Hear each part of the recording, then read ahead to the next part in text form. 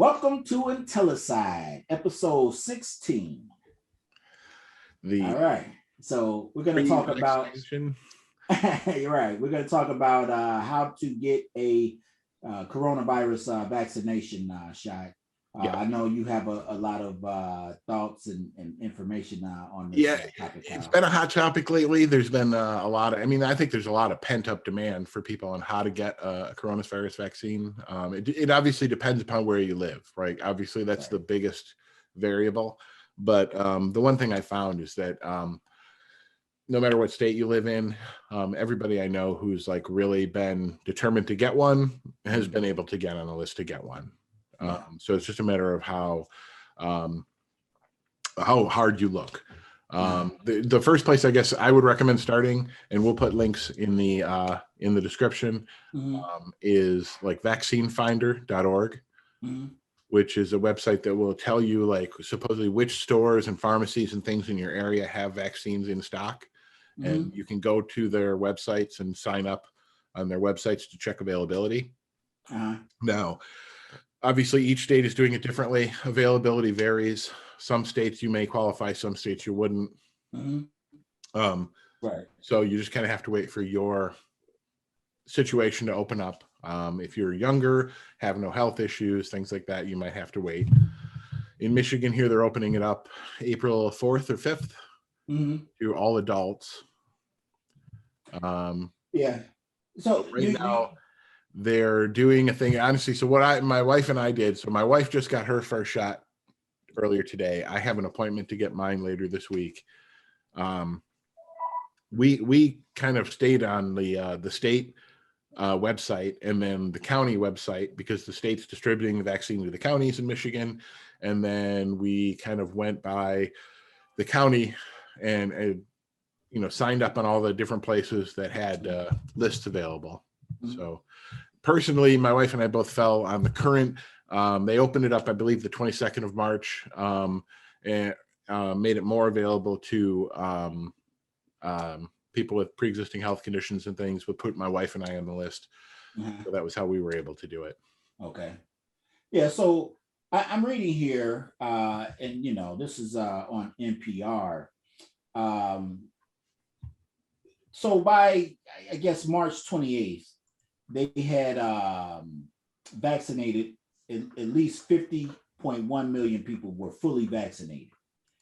And that's out of 140 million doses that have been administered.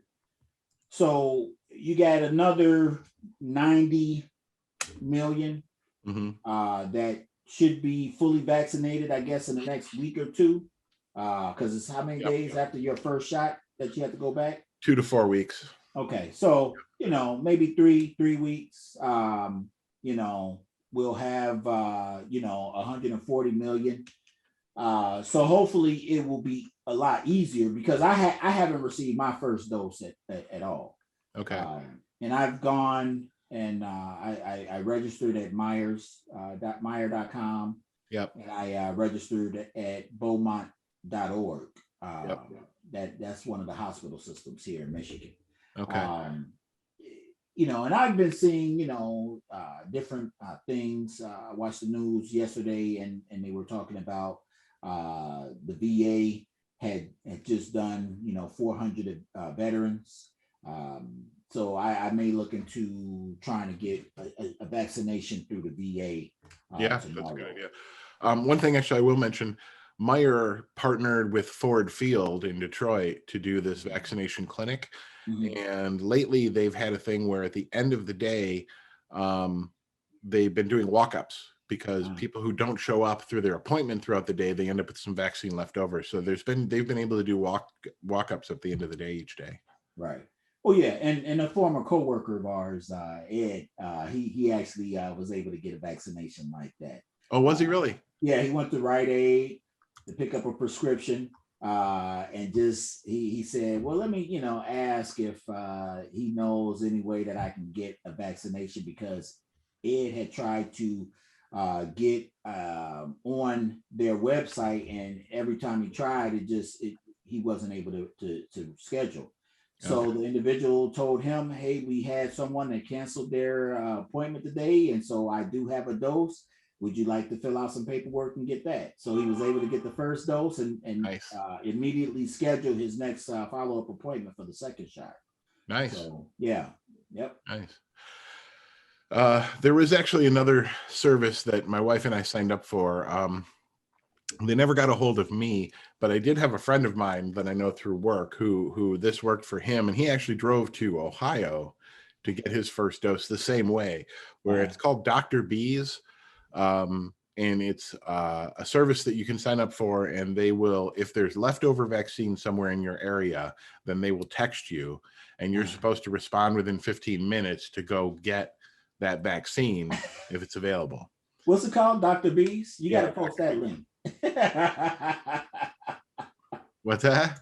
I said you got to post that link. Yeah, I will.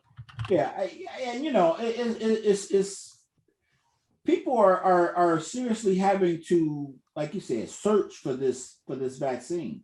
Yeah, it's really hit and miss, which is one of those things. It's a really interesting argument that kind of goes back to the beginning of the pandemic that honestly is relevant to politics in Michigan right now, because really there's been such a clear distinction between the two parties in that the Republican Party seems to have firmly coalesced around this idea that the government should do nothing in the case of a health crisis like this. Like, they have pushed for the government to not respond at all, not close any businesses, not institute any mask mandates.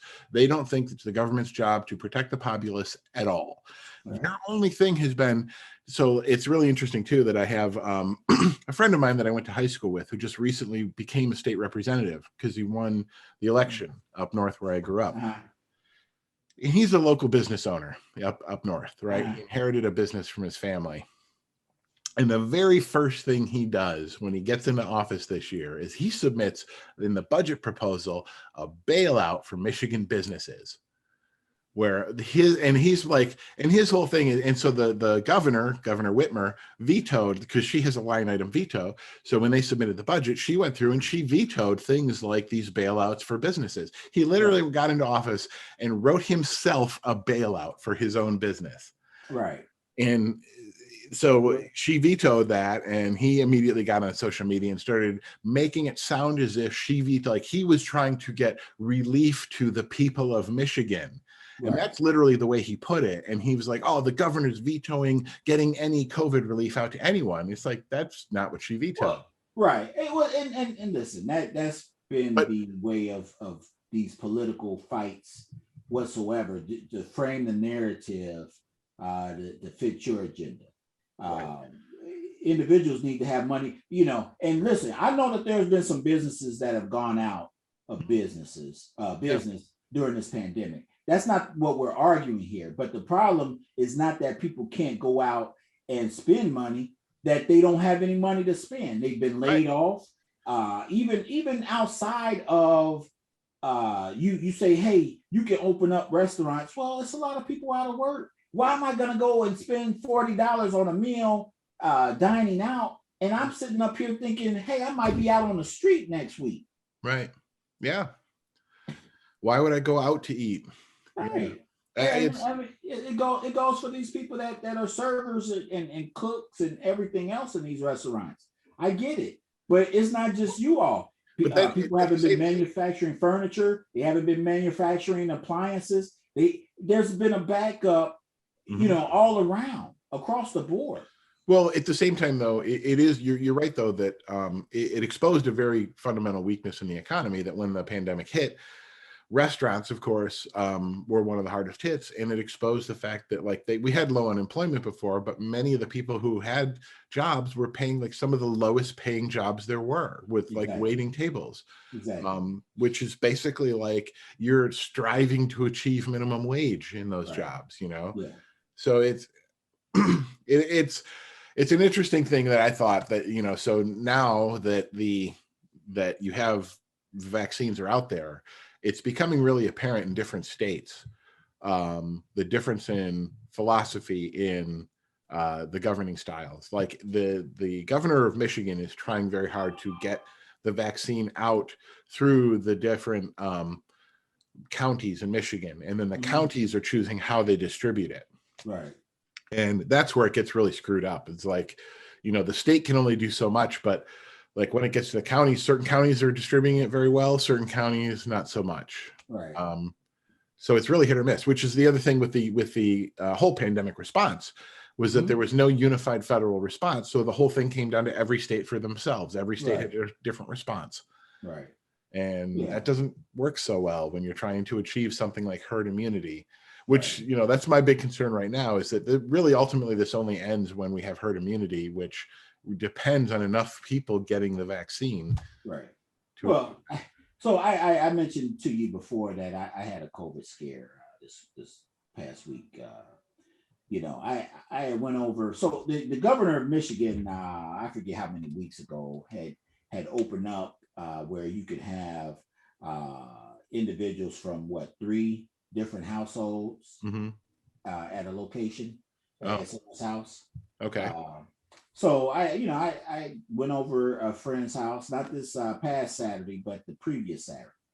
And I wasn't, hadn't planned on going over there, and what ended up happening was it was me, it was the host, and another individual. And so I'm sitting at the table here, and then the individual sitting, maybe within arm reach of me, at the head of the table. And so this past Wednesday, he sends out a text and he says, hey, just found out that I had COVID, or someone in my household tested positive for COVID, and I'm going to get a test. And he came back and said that his test was positive, and so we started asking questions. Hey, when did you start feeling sick? When did they start feeling sick? And he basically said that everybody in his household, and he lives with his, his like 2 of his family members and his family member's fiance, that they all were sick Saturday that we met up, and that he had a tickle in his throat that Saturday. So before he came over. Yes. So listen, I was infuriated. I mean, seriously, because you don't live in the climate that we have for a year now, a solid year, and then you have a tickle in your throat. Everybody in your household is sick, and coronavirus doesn't even cross your mind. Yeah, like that's the this is why we were seeing so there was the other topic you and I were talking about discussing is the recent spike in COVID cases in Michigan and why we're having that. And I think you just hit the nail on the head for why we're seeing a spike in cases. Right. I mean, dude, listen, and I don't want to tell anybody how to run their household. Right. But to me, if you were feeling that way, you have to tell one, you shouldn't have came. That's just me. But if you say to the host that, the person that was hosting us, hey, I'm not feeling well, I don't know what it is, I just want to let you know. Then you give him the option to say, okay, no, you can't come over. You stay home. Mm-hmm. Or he says, okay, I feel comfortable enough. You come on in or whatever. Maybe you should put on a mask, etc. And then when anyone else shows up, he could have told me, hey, so-and-so's not feeling well. Do you want to come in or not? Now, me, I'd have said, no, I'm good. I'll just leave. Right. But we weren't presented with that option. And I just, like I said, when you're living like this for a year, like literally, I think we went on lockdown. The first official day of lockdown last year in Michigan, I think, was March 16th. Yes, it was. So come on, man. Like, it didn't even cross your mind. That's where I had a problem with it. And now, thankfully, I went and had my test on Friday. I got the results Sunday at like 3:20 a.m. and it was negative. and I figured, because that was a total of 6 days once I had the interaction with him. Mm-hmm. So I'm praying that, hey, I don't, develop these, this, any later than that, because they Right. said, I think typically you would develop symptoms within like 2 to 5 days. Okay. So I don't know if they'll pay for another test, but I was thinking about, maybe going out and trying to get another test, here this week, Right. later on this week. Yeah, dude, I tell you, it's one of those things that this past year has taught me that I mean, maybe I'm a cynic, call me a cynic if you want, but I used to joke back in 2016, 2017 that welcome to the idiocracy. Yeah. But it wasn't until 2020 that I realized, holy crap, we really are living like, oh, yeah. I mean, I knew people were generally stupid, but I didn't think I could be surprised by how much until 2020 and now 2021. After living in, there's a lot of words. People right now are so, like, I see people running around right now without masks on, thinking like the whole thing is over now. Like it's a casual attitude. Yeah. Callousness, disregard for other individuals. Yeah. I mean, immaturity. Yeah. Immaturity. Yeah. Yeah. Well, and so it's one of those things that Americans have, like, in my opinion, it's become toxic individuality. Where it's like we're so individualistic that we've literally gotten to the point where in American society, it's gotten to the point where it's, I've got mine, screw you, screw everyone else. Right. I've got mine. Yeah. That's kind of what the American public's attitude has become. Like people who are young, like all the spring breakers who went to Florida and just like, oh yeah, Listen, they thought it was all over now. I saw a news story, and the reporter was asking a young lady that was down in Florida, I believe she was, for spring break, and she had the nerve to say, "We're young, we just want to have our fun." Like, what? Like, do you realize what's going on now? Right, I want to have fun too, but I don't want to do it at the expense of my life or anyone else's life. Right. It's one of those things where other countries have been able to do it if they all got together and they committed to a lockdown and they all wore masks and they commit, like New Zealand or Australia or whatever, like they commit to it, they're able to actually clamp the virus. And like New Zealand is able to go back to living like normal. Like they're having concerts and everything there now again. Right. They're back to normal. We could have done that. But because of the American attitude of, screw everyone else, I've got mine, this individualistic attitude, that's how we get into this place, I mean, that's.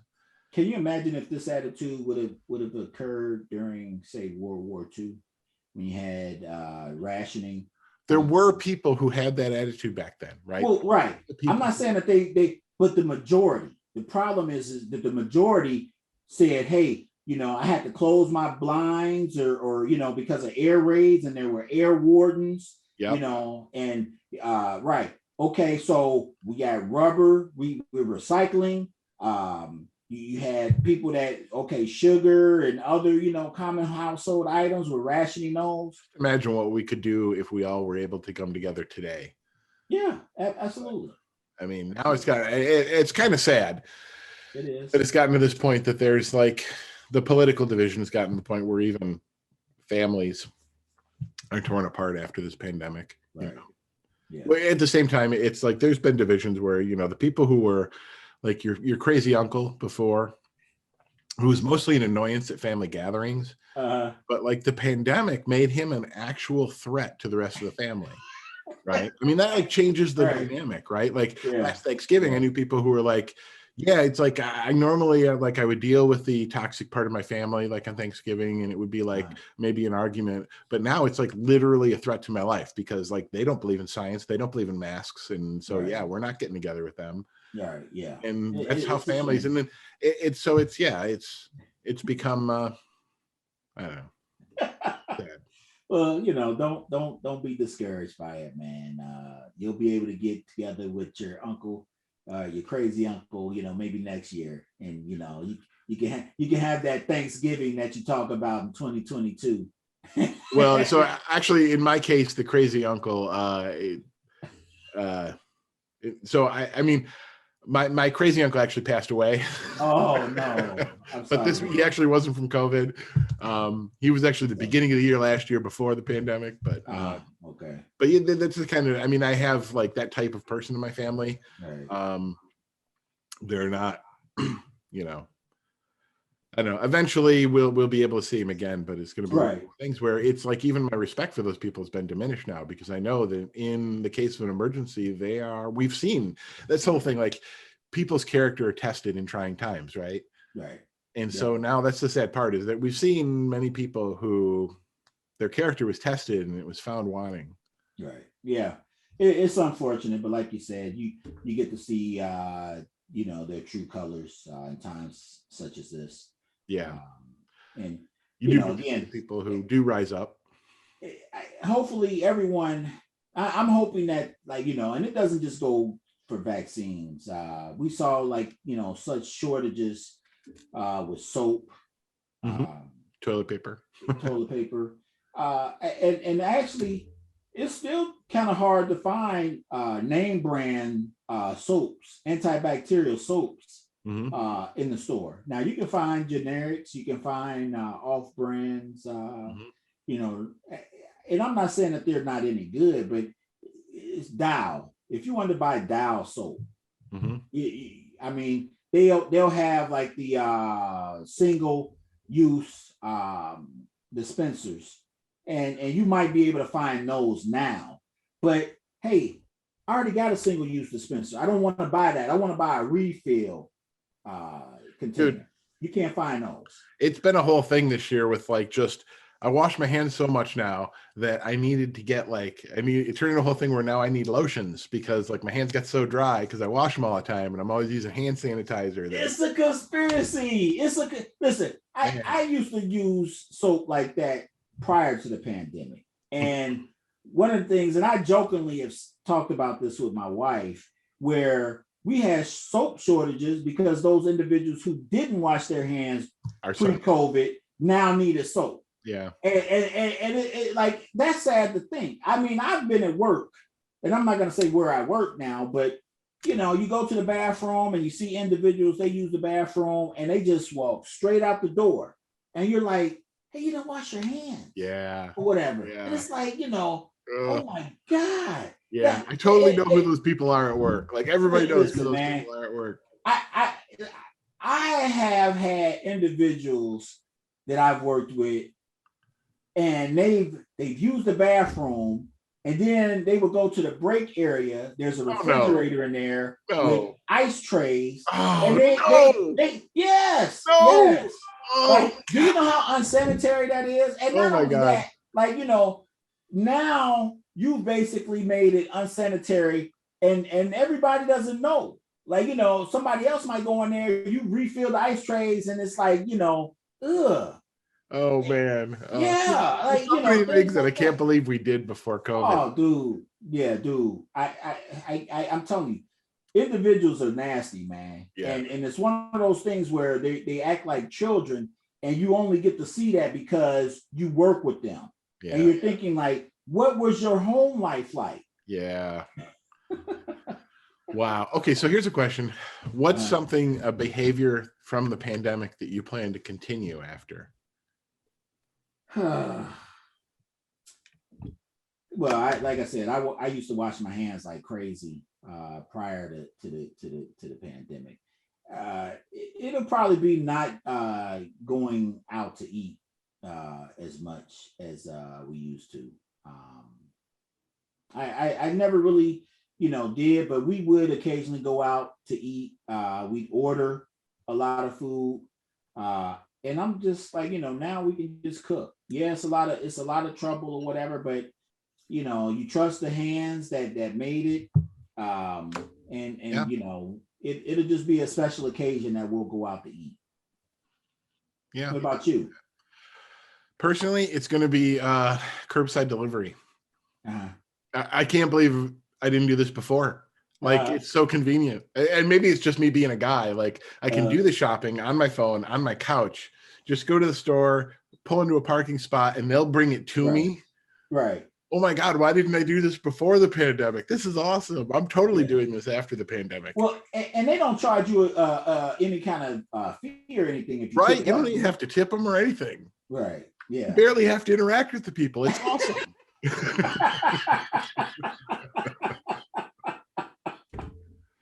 Well, you know what, and that's a good one, man. Yeah.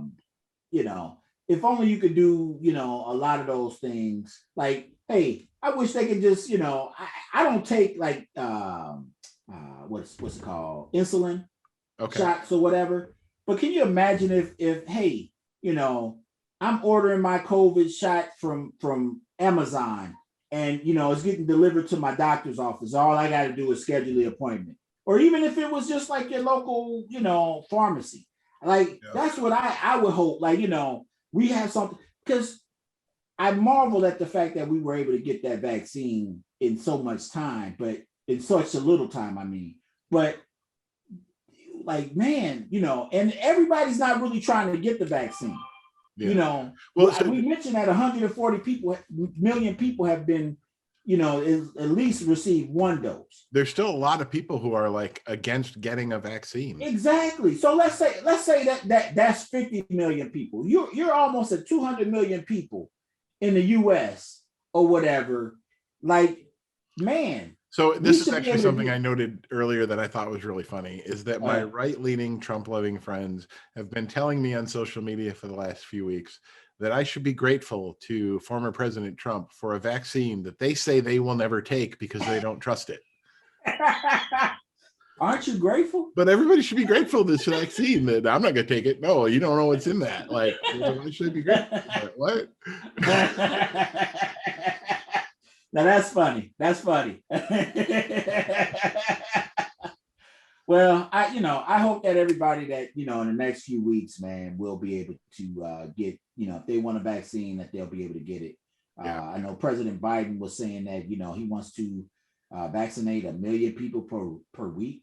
I think he's actually up there. I thought this was really good. He wanted originally, he said 100 million doses by 100 days. Now he's doubled that to 200 million doses by 100 days. That's good, man. That's good. Yeah, and he's I mean, he might actually do it.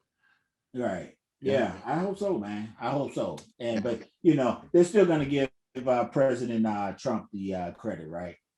Yeah, it says 1 in 4 Americans refuse to get the COVID vaccine. So, I mean, right, that's crazy, man. I mean, it is. At that point, you're talking like, that could be up to what, 80 million? Yeah, 80 million people. Yeah. Oh, which and so okay, and I know this is going a little bit far afield, but here's the sad thing, right? That I find so it kind of dives into politics a little bit, but it's like the people that I know who tend to be really conspiratorially minded and anti-vax and all that tend to lean right. Mm-hmm. And so it really coalesced under former President Trump, right? Where they became like really like kind of anti-science, like the pandemic's a hoax, masks don't do anything. Now they don't trust the vaccine. But the dynamic is that they make themselves then more likely to catch COVID and to have serious repercussions when they do catch COVID. Yeah. Which means that statistically speaking, over time, what's going to happen is more of them are going to die than others. And they're actually like shooting themselves in the foot politically in terms of political power because they're thinning themselves. Well, I don't necessarily know that they'll even die, man. You got what they call long haulers now, people that are suffering long-term effects from this virus. Yeah. So that's one of those things where now we have devastated a lot of these these systems that may eventually have to take care of you. So yeah, I don't know. I don't even know what to say about that, man. I know I want the vaccine, and I plan on getting it as soon as I can. So yeah, me too. It is I don't know. It's one of those things too. It's like we keep talking now, like I get excited because now I can start planning for things, right? Like that's one of the worst parts of the pandemic is that like there's nothing to do. You can't plan for anything. Now I can actually start like in the future, once we're fully vaccinated, what do you want to do? Right. And one of the things we've been talking about is once more of our friends get vaccinated, we're going to throw parties. Like I want to have a party with vaccinated people once all this is over. It's funny, man. We're trying to get a patio, stamped concrete patio made, and right. I want to throw a barbecue, man. I look forward coming over to another barbecue at your house, man. Yes, sir. Yes, sir. Yes, sir. And I'm gonna have you and the family over once we're all vaccinated. Right. Yes, sir. All right. All right. So we're gonna put all the links in the description, and yes, please remember to like and subscribe. Yep. If you enjoyed this, and I hope that everybody's able to get a vaccine who wants one. Yeah, absolutely. We pray for everyone that has been impacted by COVID. Whether you or your loved ones have gotten it, and we'll pray for your restoration and healing. But take care. Continue to wash your hands. Social distance, wear mask, etc. Yes, actually, so that's one other thing I probably will do in flu season is I'll probably keep wearing a mask. I hear you, man. Season. Yep, that's good. I should too. I got plenty of them now. So actually, here's just as a side note: living in Michigan in the winter, I will find I liked wearing a mask because it kept my face warm. Yes, sir. But all right, that's just me. All right, man. This is Intellicide signing off. Signing off. All right. Take care. Have a good night. Yeah, good.